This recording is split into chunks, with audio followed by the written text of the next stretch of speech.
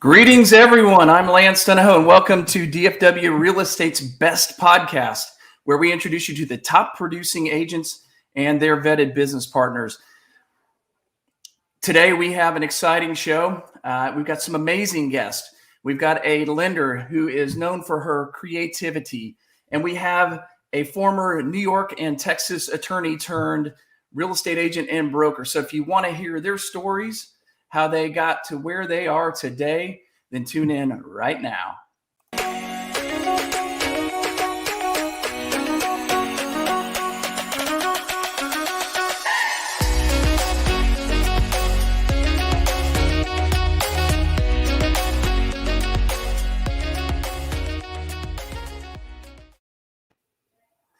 Hey, this is Lance. Welcome back to Real Producers, DFW's Real Estate Best Podcast, where we come to you live every Wednesday at 11 o'clock from your favorite platform, from iTunes to Spotify to YouTube to Facebook Live, where you may be seeing this right now.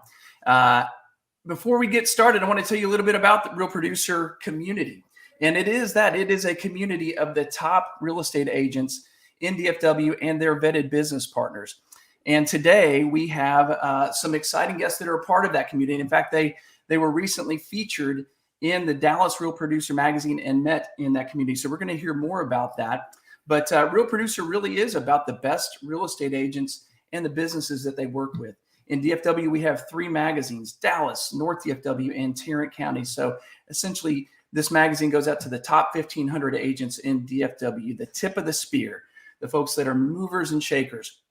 And so, but this podcast, of course, is brought to you by our good friend Lyndon Wilson and The Difference. And The Difference radio live stream podcast provides video branding and digital business development solutions for small business owners and entrepreneurs locally and statewide. With over 600,000 viewers in 2020 and growing, The Difference can help businesses grow their brand awareness and develop a message that humanizes your business in a way that grows your brand, expands your connections and relationships, and increases your influence and relevance, and quickly helps you become known as a power player and mover and shaker in your sphere, community, industry, and business world.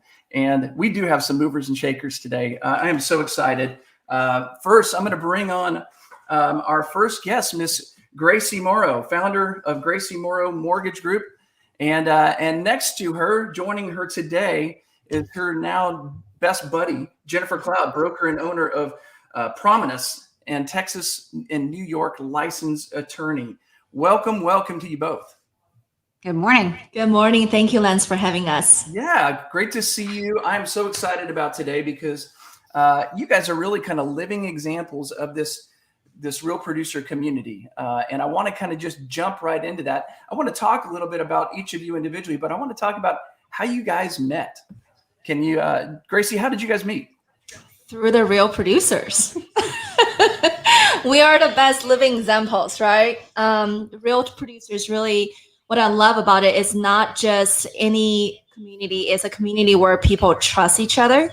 And you have the best of the best that's selected by the local community, local peers, customers, clients. So when we got to meet the first time, we just hit it off really, really well. Yeah, I was when I was kind of doing a little bit of research before our podcast today, I realized that both of you were featured in Real Producer magazine in the August and July issue. Just beautiful, beautiful stories. And I love that you guys had a chance to introduce yourselves to this real estate community. And I guess through this, somehow you guys met each other. Where was that? How did that happen? So I think it was Jordan and Rachel actually made an introduction for us, and I reached out to Jennifer. So we met at a coffee shop, and we went through our background and stories and how we started our business. And after that meeting, we just walked away with knowing that we have so much mutual grounds and mutual understanding. It's all about the personality and your standard, what type of partners and client and what vision you have for your business.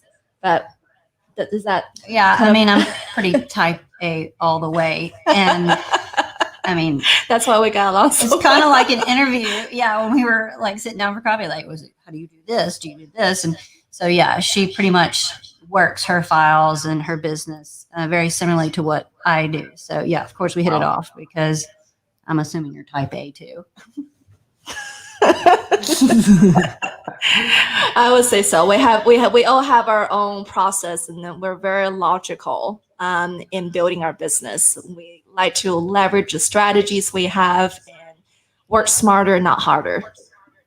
I love it. You know, we often encourage, of course, our business partners to introduce themselves to agents, and there's a trust in this community where it doesn't feel like it's a sales pitch or any type of a call like that. But I got to ask, Jennifer, when Gracie called you the first time and said, "Hey, let's get together," were you thinking, "Oh yeah, I need another lender"? I mean, there's quite a few lenders in DFW, right? Why did you say yes to that meeting? Well, yeah, I get contacted by lenders all the time, and generally I don't have time or don't need another lender. So yeah, but she said, well, first of all, Rachel recommended her and said that we were alike in personality. And two, I mean, I am looking for lenders if they're really good at what they do. One of my most important things for me personally, and I would think for anybody else, would be commitment and deadlines. If you say you're going to do something, stick to it and do what you say you're going to do. And Gracie, I worked with on a file, and she did just that. So it worked out well. But the reason why I accepted the interview, so to speak, or meeting, was because of the recommendation by real producers. Wow. That's incredible. And I love that. And you probably know this, anybody that is a business partner or an advertiser in Real Producer Magazine has been vetted by your peers, by the other top agents in DFW. So I think there is sort of a trust that's sort of built into the community that you're already kind of past a certain standard. If you're here, you're probably pretty good at what you do. And sometimes it's just kind of matchmaking, like you guys figured out that maybe you're both detail oriented and type A, right? Right. I mean, well, when I talked to Rachel about my story, because I had to explain to them, a little bit about who I was or what I do in terms of real producers, the community, and the cover story, or not cover story, the broker spotlight that they were going to do on me. She got to know real quick that I'm pretty hard nosed when it comes to the way I run my business. And she was like, "Oh, you and Gracie would be perfect together." So yeah. I trusted her and we met, and yep, that's exactly what I got. Wow. Oh, that's incredible. Well, so Gracie, I've got to ask you, you're pretty shy, right? No. I'm shy in my personal life. Are you? But I'm not very shy in business life. Yeah. Well, I'm the type of like extrovert, introvert, like me and my husband, that he's a social butterfly. I don't do a lot of social events, but I'm not shy in front of clients and partners where I can serve and have solutions for them. Wow. Yeah. She wasn't shy at our meeting at all. Yeah. Well, I think what you're talking about is you have a confidence in what you do. So it's easy to present yourself in a way that when you can help somebody, it kind of takes you out of your shell. But so was that an uncomfortable conversation for you to call and introduce yourself just initially? Were you thinking, oh, she may or may not, or were you pretty confident that you were going to be able to sit down with Jennifer? Well, I am not a super confident person. I don't really look at myself that way. But what I do know is just my background and what I'm really passionate about from very early age. I've always looked at ways to provide solutions in any situation. So my goal, what I'm passionate about, is if there's a solution I can help them to make their life easier, their business better, have more success in their life. I think that's really my motivation for reaching out to either clients and partners. It's not try to help them realize that they need to work with me or they need to like me. Like, I'm here to provide a service. I want to be a partner where with my existence, their business can be elevated to the next level. And that really is my goal. Well, you mentioned your background and kind of what's brought you to this great experience that gives you this intuition about people in your business and be able to find solutions. Tell us a little bit about it. Where are you from? How did you get into this business? What kind of brought you here? Well, so my background is in accounting and finance, double major from UT Dallas. I didn't really move too far from my school, which is a very common stats, I guess. Normally after you graduate from college, you don't move more than 50 miles away from your college. That's what I've learned. But I didn't really have a lot of connection in this area because I didn't grow up in Texas. I came to Texas when I was 17 and just went to last year of high school and went to college here. So I can't say that I have all those connections and doors open for me. Yeah. My first job was being an intern for a CPA or accounting firm. And then I got myself into Lincoln Financial as an intern. And very soon I realized that I was way too young to manage someone's 401k or IRA. My mentor, he was on the phone talking to some people that was about to retire from AT&T and all those strategy and planning, which is really cool at the time. And I was like, there's no way I can handle it. So I started looking into, still provide financial service. I'm really good at numbers and I'm really good at putting the puzzles together, and start working for my first job at Chase as a loan officer. And after a year working for a big bank, and I realized that it's a lot better to work for a smaller mortgage company. So you you left Chase, and then what? You just had built a clientele. You mentioned that you didn't really start in this business with all those local connections. How have you built such a sphere of influence? Because you're now, a pretty influential lender here in DFW with quite a following. So how did you build that? My story really is an example of you don't really need to know a lot of people to start your career. You just need to do everyone right and do the best you can for your clients. And it really is the word of mouth. If you ask for a lot of top producers, I don't believe that you really have to have everything being prepared and handed and all those opportunities given to you. I think a lot of time it's better, right, Jen? Like to actually explore and see what niche, what clientele, what type of business strategy that works the best for you and your personality and the way how you think and how you can relate to your clientele.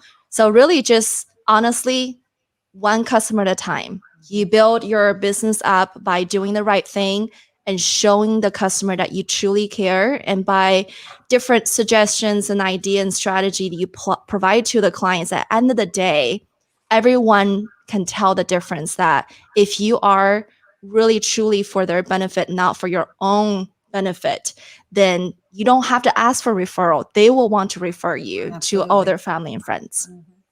I love that. Jennifer, how about you? What's your background?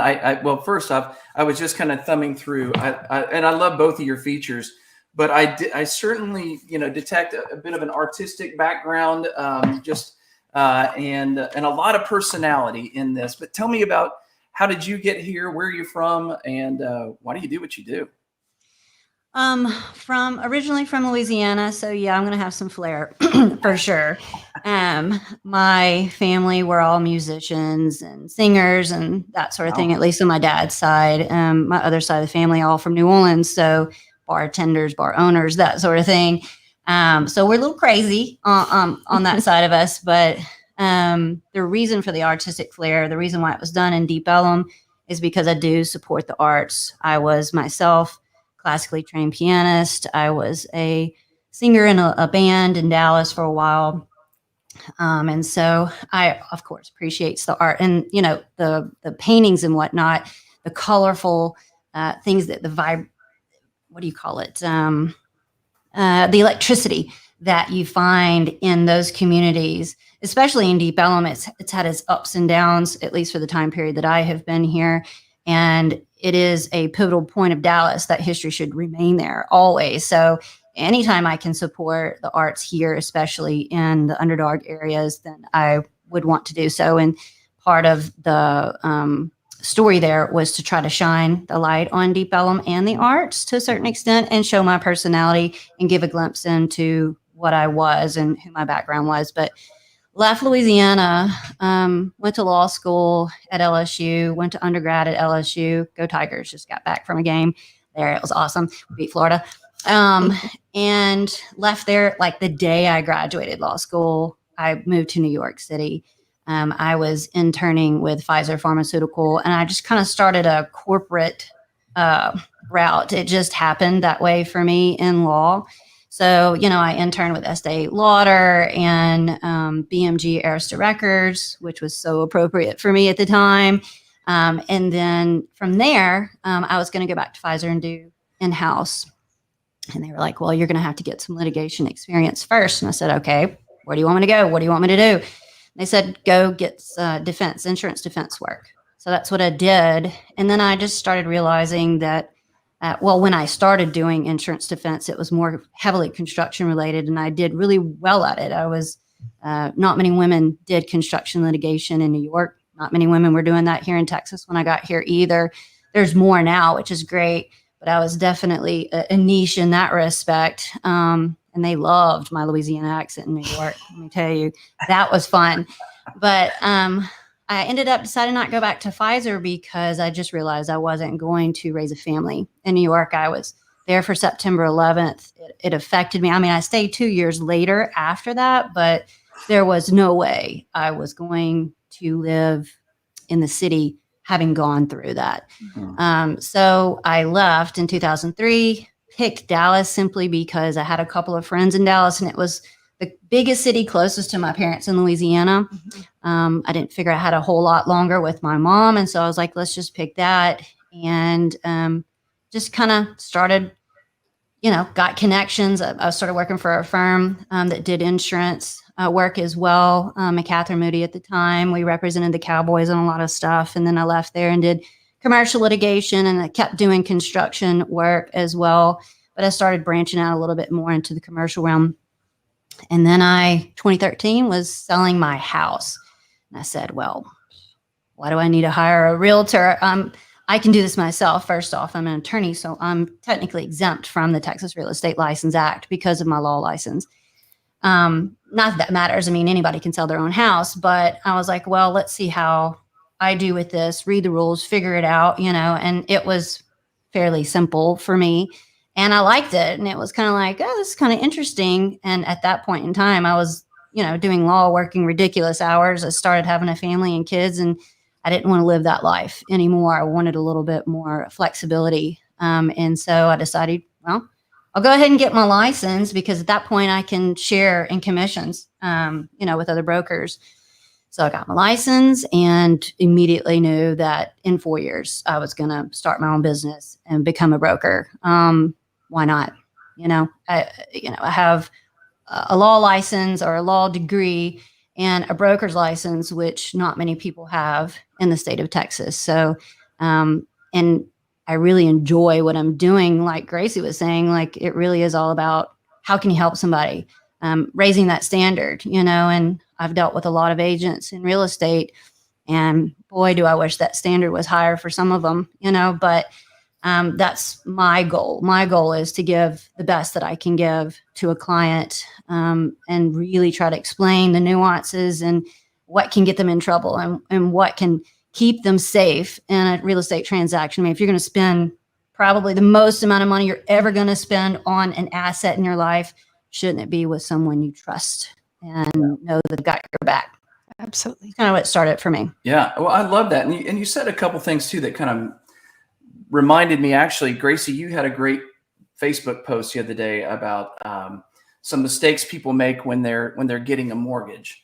But I want to ask you about that in a second. But Jennifer, you as a licensed attorney, you made some assumptions about real estate before you sold your home, and how easy or difficult it might be, right? But would you say that, that, of course, you had a license or the ability to do that transaction and to kind of follow and educate yourself. But what mistakes do you see right now your clients are making and assumptions they're making, particularly in this market, and how do you straighten them out?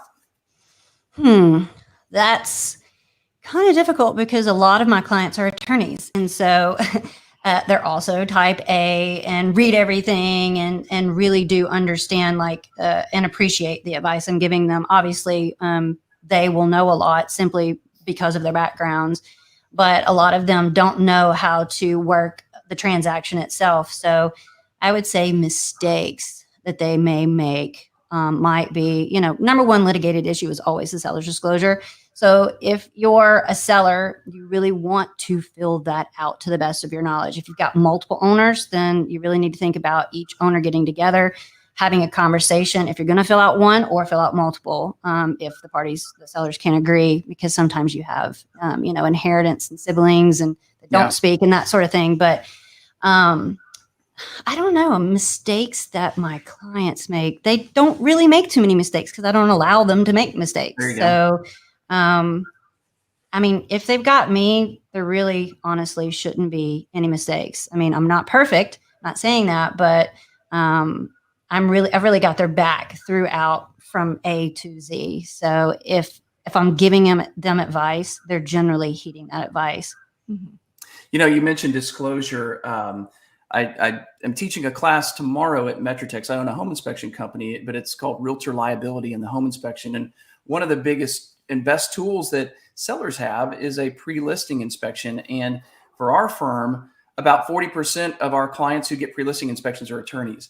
And it's because they want third-party documentation of the condition of the home. In case there's something in the disclosure that they maybe didn't cover, they've got a third-party document that says, we shared everything we possibly knew, and we had somebody else come in, and here's the proof of that. So it's interesting you say that.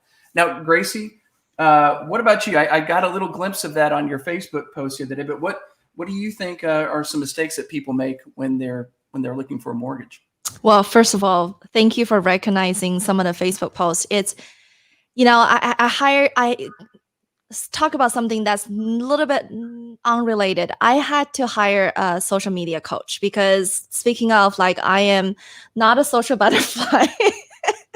And Jennifer knows this, we're very similar. We like to provide information. We like to provide knowledge. For a longest time, I didn't want to make a lot of posts, but every time I talk with someone, they have a ton of very wrong perception. And I was like, how do I share the knowledge that I have with the most amount of people? And I wish I was a celebrity for that reason, but I'm not. So in this world, honestly, when you see a social media post, when you see a reel, when you see anything that I do, my social media coach, which is Kyle Draper, is the number one social media coach. And he's awesome. He's in DFW areas. And I've been having coaching calls with him. And he changed my mindset of every time you post something, it's because you want to help people. And I said, I can do that. So I started doing videos about mistakes. And I will say, there's a ton of mistakes people make. But what reminds me recently, because I get phone calls from clients, pre-approval process. Other lenders just I don't know why, and I will never handle my business and my clients that way, but there's a lot of lenders don't want to put an effort in looking at their documents, whether they're not confident in their skill set, or I think some lenders simply don't want to spend the time in working with a client before they know the client's going to buy something in this crazy market. And another thing that I see all the time is the timing. You got to work with a local real estate agent that understands the market. There's actually a house on my street. And every time I drive by, I think about the timing part, how important to work with a local real estate agent that has the full stats of the local market. So the house on our street, they tried to sell a year ago when the market wasn't really heating up. And they tried for 2 or 3 months and didn't get a good offer. They removed the property from the market. And early this year, they did nothing. The house was just sitting there. And so every time I drive by, I thought that they changed their mind. Maybe they don't want to move anymore. But then 2 weeks ago, they put a sign up in their yard again. In my mind, and said, whoever you're working with is not giving you the best advice for capturing the timing, because now the market have cooled down a little bit, have slowed down a little bit, and you don't want to put your house on the market when it's not the right, the best timing for a buyer to make an offer on a house. And guess what? 2 weeks after, they removed the house again. So it really is a timing. And another thing that I see people make is they don't know how to select the best real estate team for the biggest, like Jennifer was saying, that the biggest investment you're going to be making in your lifetime. People call and look at reviews on Yelp before you go to a new restaurant.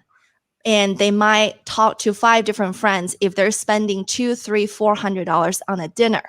But they're not really doing their due diligence of homework of selecting their real estate team. That includes inspector, that includes a real estate agent, that includes your lender, that includes your home warranty company. So I look at everyone who's involved in the real estate transaction, has their due diligence, have their responsibility. People really need to, talk to their friends more. And it's the median price of the home in this area is probably $400,000. And if you spend 20 minutes selecting your restaurant where you're going to be spending $500, you need to spend 5 times more time to find the best team that works really hard for you.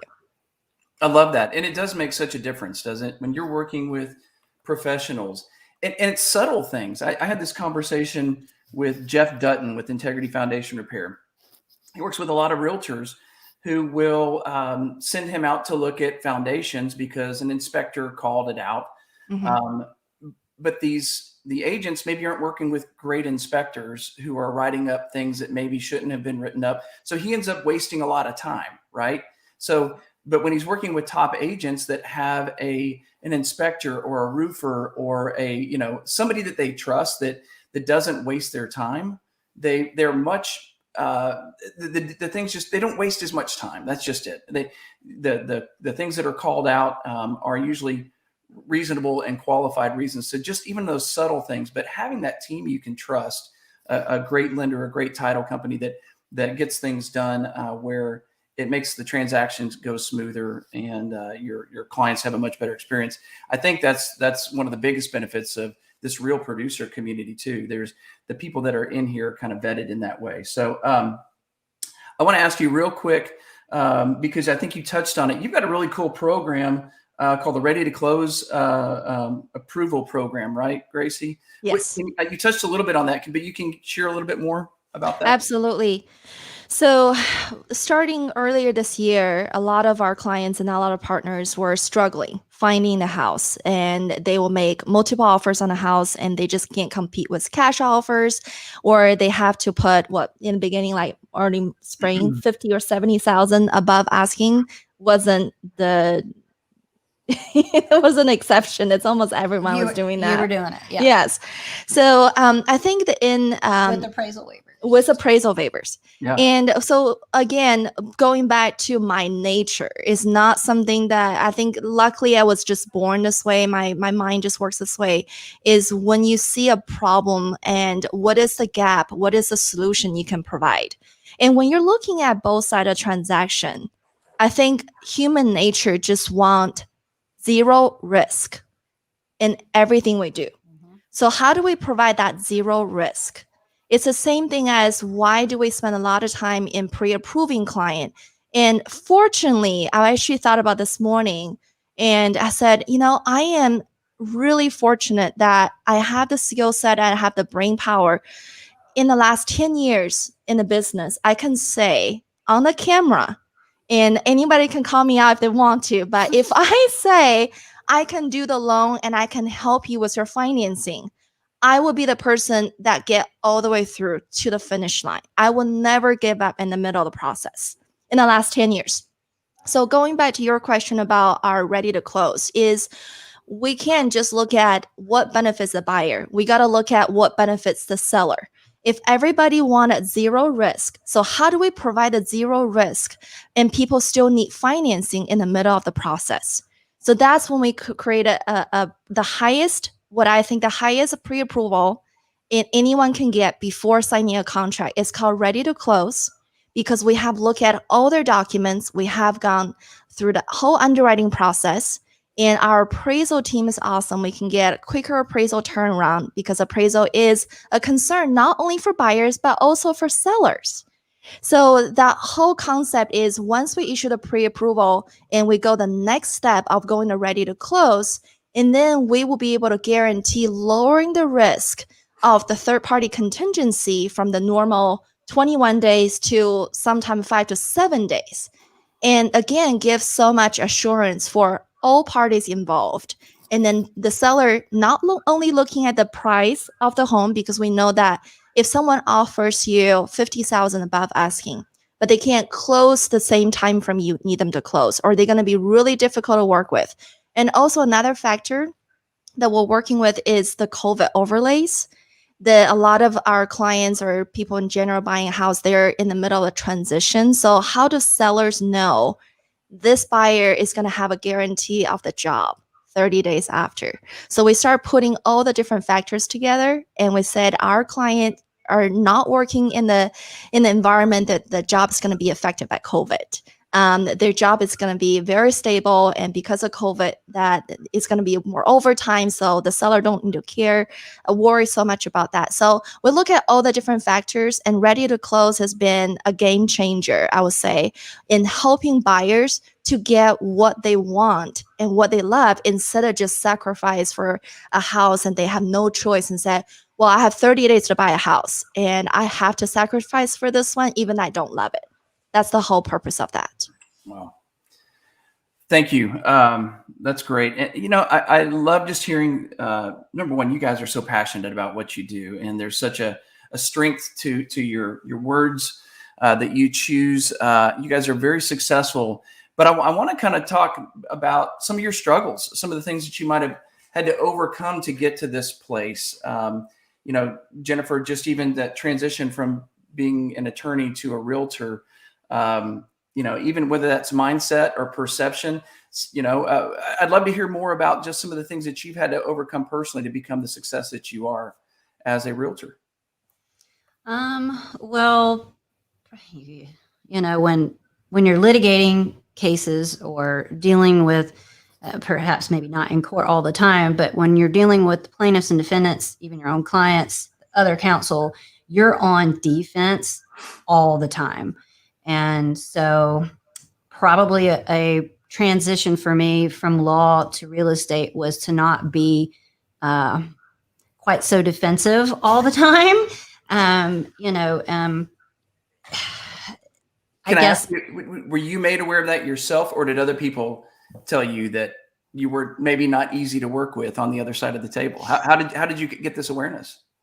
No one has said it specifically, but they would say, you're very intimidating. And so I do not want to be intimidating. I obviously want to represent my clients in the best way possible. And if that means intimidation at some point during the game, then okay. But I also don't want to be, I was unhappy in law at the end of it because of what it was doing to me internally and keeping time away from my family. And so me being unhappy in law probably was still transitioning. When I was getting into the real estate, I was probably still unhappy. That's still, defensive, unhappy mode. And so I had to realize you're not in that same world anymore. You don't always have to be on the defensive. Wow. Not everybody is out to get you. It is really, it was hard to transition into a team concept because I was never a team. What I was doing in law, it was fight, win, win, win at all costs, And so when you get into real estate, you have to think of other people. You have to think of the other side. You do have to somewhat work as a team with another brokerage that is not your own. And it can be hard to do at times when you've got someone on the other side who was probably like me in the very beginning, very defensive, it's my way or the highway. And that's just not the way you can really run a transaction if you want both parties to get to the end result. Wow. So that's probably one of my biggest issues that I had to overcome. That's huge. It is. Yeah. And then the second one is recruiting, which I still haven't gotten to. Yeah. I'm so busy with my own work that I have not been able to recruit from a brokerage at all. I do have another real estate agent who's also an attorney. And by the way, I'm a niche brokerage. We're going to be small just because I only hire architects, lawyers, engineers, and designers. They have to have those degrees to be an agent with prominence. So but I haven't had time to recruit. So that's another challenge for me. I keep saying, okay, this next year I'll have more time to do it. And it just hasn't happened. But 2022 is a goal right now, to try to do more recruiting and to get more help. That's probably my number 2 struggle. You know, you said something, and you may be able to relate to this as a musician. Last night I went to see the Doobie Brothers, one of my favorite all-time bands. And there's a line from a song called "It Keeps You Running," which is just kind of a great song. But Michael McDonald, it was the first time I heard the words in this way. And he said, "Are you going to worry for the rest of your life?" And I think about, we get into those positions kind of like you, like, are you going to be defensive for the rest of your life? Is that who you want to be? You know, and we have to overcome mindset challenges to get to that next level, to become that next version of ourselves. So I love to hear that. That is so inspiring, and probably the thing that as you're recruiting is going to attract people to you, because they can totally relate to that they want to become a better version of themselves. Take that great experience litigating and use that in negotiation, or at least being, having enough, what's the word I'm looking for? Just being judicious enough in your thinking that you're able to help your clients in a unique way that otherwise they might, not be able to. So, well, yeah, it puts me in a position where I'm not, my attitude has adjusted, right? But there is always a mindset of who's trying to get one over me and my client. Where's the red flag? What's going on here? Like, I'm always on point, but I don't have to be as defensive with the other side about it either. I can just make sure I'm doing what I need to do to protect me and my client. Mm-hmm. So as a musician, and interesting, musician, attorney, those are two kind of almost left brain, right brain kind of think in some ways. I can see how the creativity side all works together, but and some of my attorney friends are some of the most creative as well. But what's one of your favorite lines from a song that you think that kind of summarizes where you are right now? Oh God, you're totally putting me on the spot. I like this question a lot. Oh Jesus, you're next, Tracy. Oh no. I mean, you're looking for a verse here. Oh my God. No pressure. When you were performing, and if you do perform still, what do you like to sing? What's your genre? Well, I will say, before I started singing, I started making my own music and stuff like that. One of my go-to songs was 49 Blonde, What's Up? 49 Blondes, What's Up?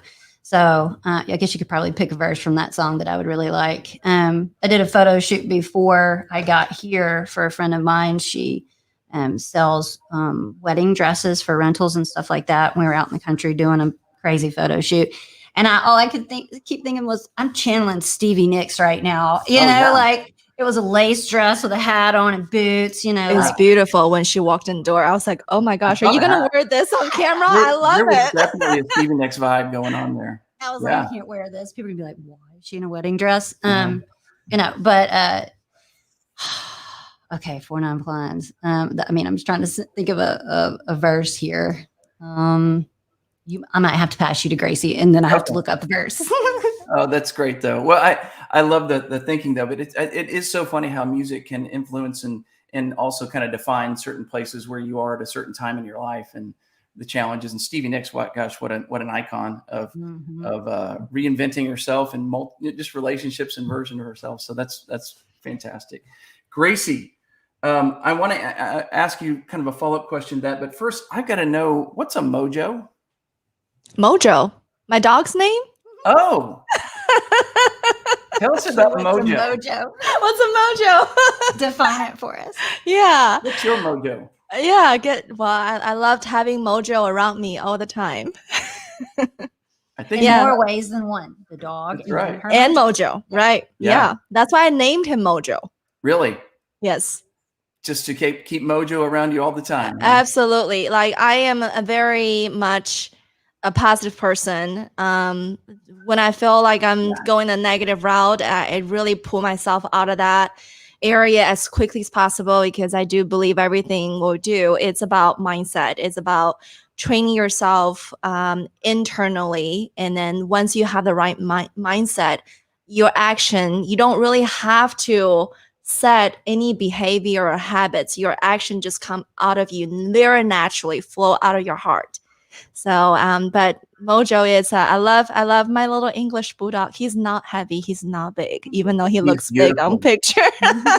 He looks like a big, beautiful, snotty bowling ball, and I love it. Oh my gosh, yes. Well, so I was looking at your Facebook page, and I guess you're doing something so right, because I don't usually pay that much attention, but your posts usually get my attention, because I notice it's like you're either fishing or golfing or drinking great bourbon and beer, but all for the good of greater, mankind. Tell me about your community service. I know it's something that you're passionate about. You recently did an event in Flower Mound. What was that about?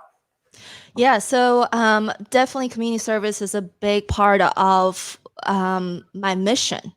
What you do during the day is to help people and you provide solution, but what do you do on the weekends and spare time? I believe it's, can give you that greater enjoyment.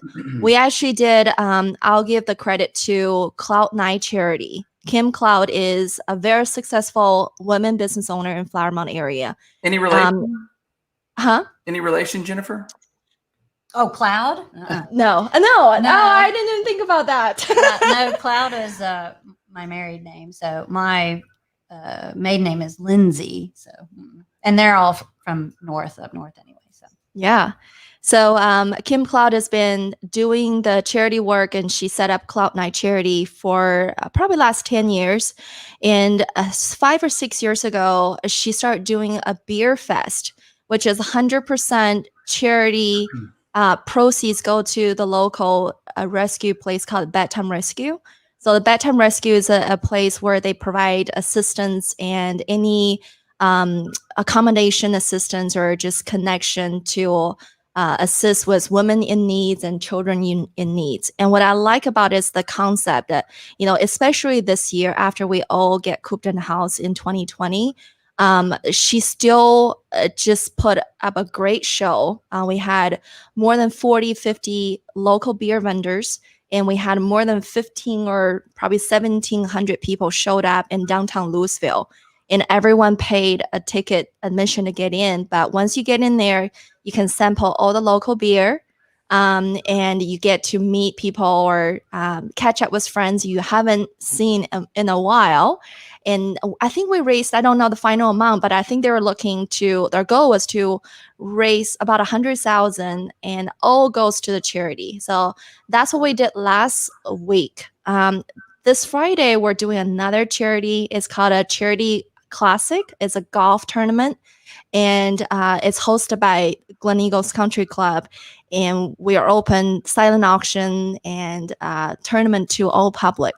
And I think so far we raised 75,000, and that's definitely the two projects that I'm glad I'm part of, and I'm honored to be a part of that, to make my very small contribution to them.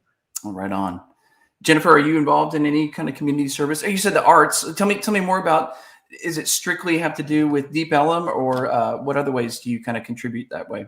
No, I mean, it could be anything art related, especially the Arts District downtown hall and symphony and orchestra and all of that. I enjoy it all. I unfortunately don't have time to contribute to any of that because I've got business and kids. And so when I'm not doing business, I'm on point with kids.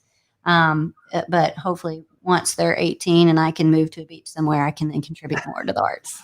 Now, you don't have to mention their names, but in your article, I read their names, and they're just some of the coolest names, but obviously there's probably some stories behind that, why you chose that. But I just was like, that is just so cool.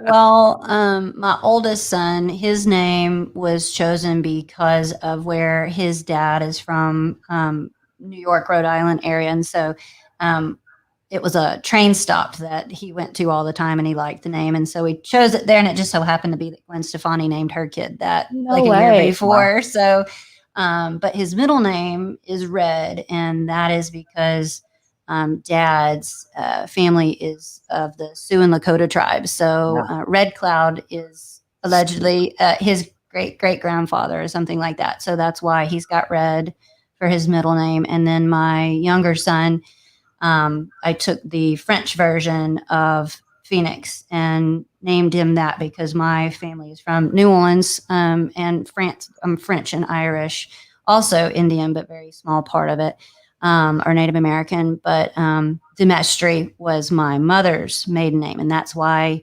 his middle name is Demestri. She passed away just before he was born. Oh, so sorry to hear that, but well, they're beautiful names. It's so fun to see people get creative with that. My, family names are just kind of traditional. So always love that. Well, I want to ask you one quick question. Look each other in the eye and one word to describe each other. You got to look each other, there you go. Tenacious. Powerful.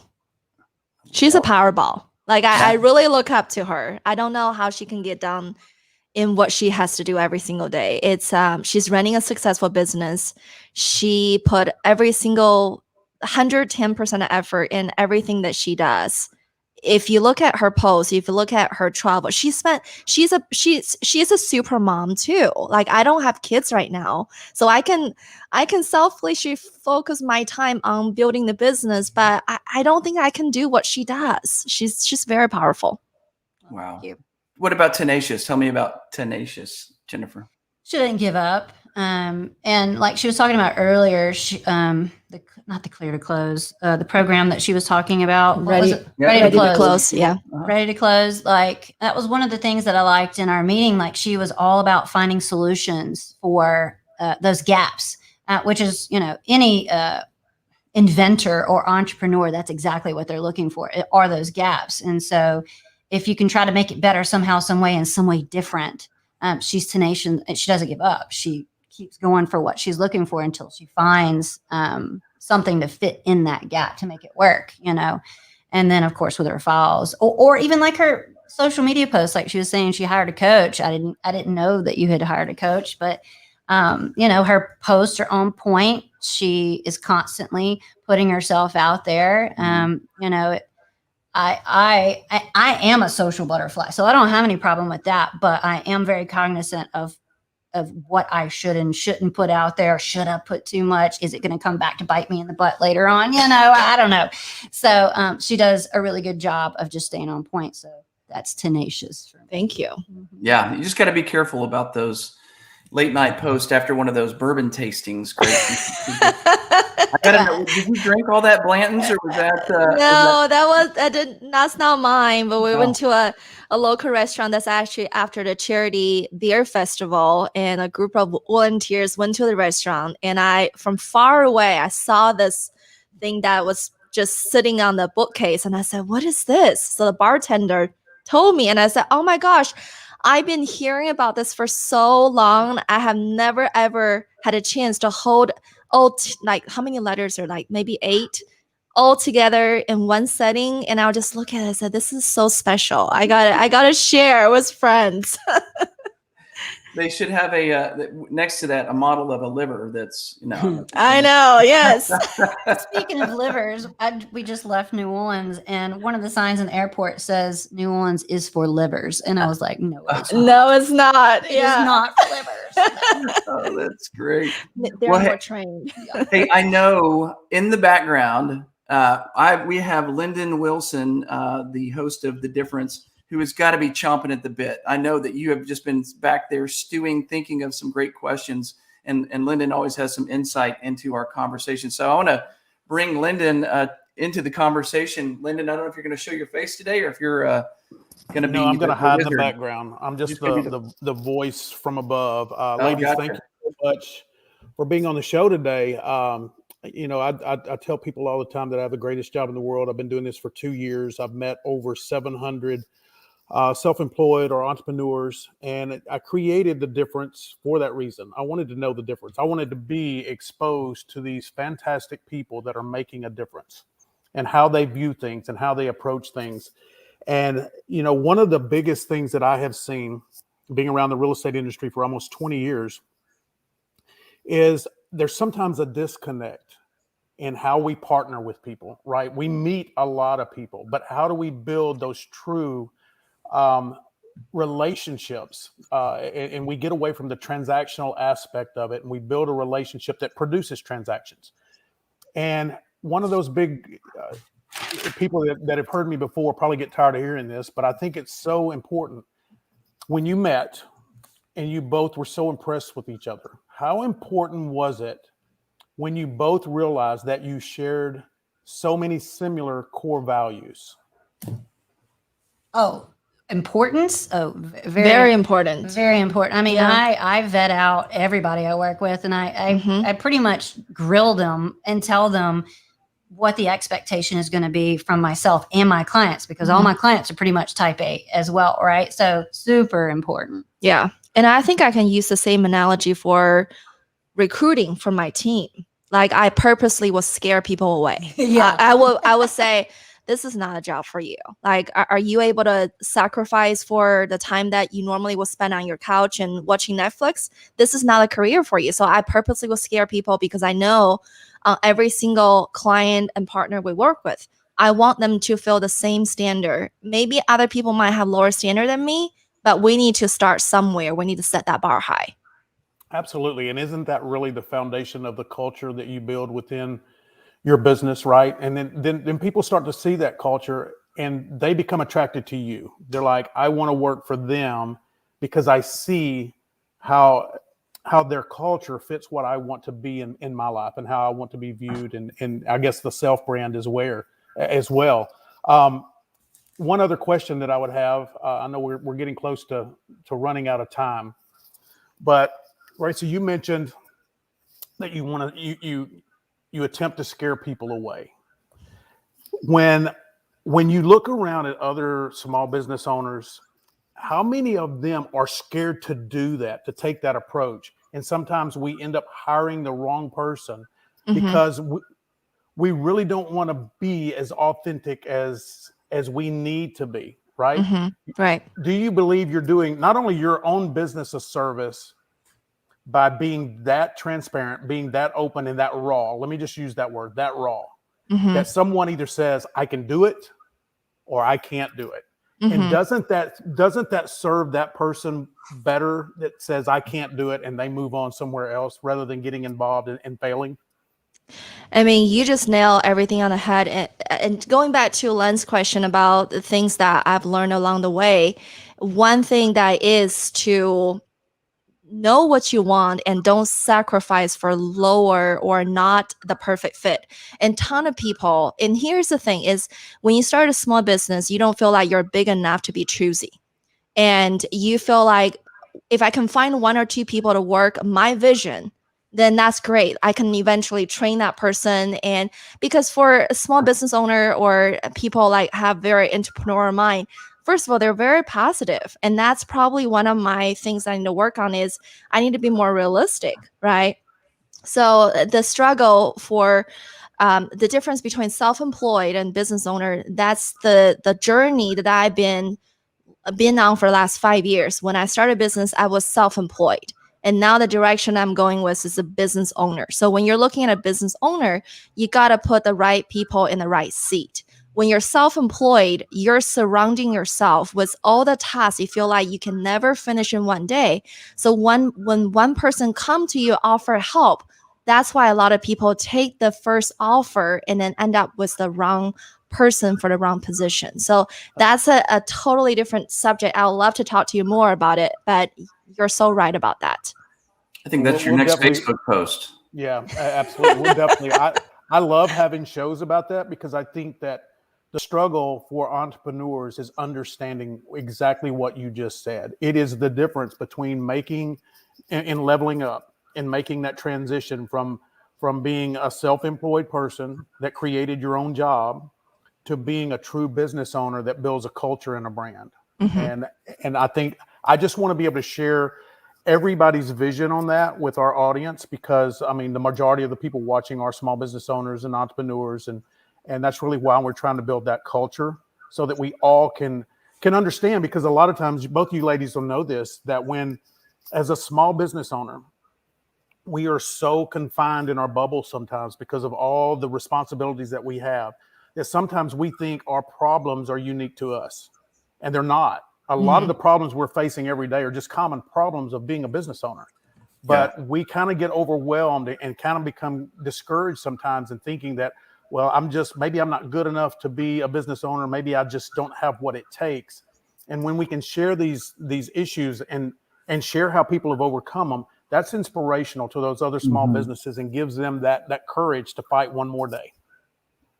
I love that. You know, Lyndon, we had a Real Producer Partner event back a few weeks ago, and it was probably 80 of our partners got together, and the atmosphere was electric in the sense it was such a strong atmosphere of collaboration and community, and people that compete against each other, but in some cases kind of huddled up and almost having like a mastermind, because at this level, and I'm sure, Jennifer, you get this too. You know, when you come to one of our events or whatever, and you're around people that are, they may be people you're competing against, but they're at the top of their game. The conversations are different. They're not about just getting that next client. It's really about those elevated conversations about the bigger picture of your life, your business, and then the impact you're having on the world too. But I love that we have this community, and you guys are such prime examples. And I want to thank you so much for being here, because you know, Real Producer is a community, and it's based off of these relationships. And I think you guys are the definition of that. You're just one relationship away from changing your life, because just think about you're teaming up and how that has just gone from 1, you know, +1 = 2 to 1 + 1 = 3 and then some, and where you guys are going and how much benefits you are giving each other just by knowing each other and being excellent at what you do. And I love that. I think you guys are the epitome of the Real Producer community. So thank you for being our guest today. Lyndon, if you didn't have anything else, I wanted to give them a chance to tell people where they can find them if they need their services or their help. You go. Okay. Okay. Yeah, go ahead, Gracie. Where can we find you? Well, I'm on social media. I'm on the back cover. Yeah. Yeah, back cover of the Dallas and Tarrant County Real Producers, and just Google Gracie Marie Mortgage Group. We have multiple locations, and another thing that I would say is we have a private Facebook page just for realtors and builders. It's called Texas Realtors and Builders. And last month we start hosting. Another idea that I had is how to bridge the real estate agent community and the builder community. So we start doing DFW Builder Meetup twice a month, every first Tuesday and the third Tuesday. So love for everyone to check it out and join our next event. Great. Jennifer Cloud, how can people find you? Just Google me.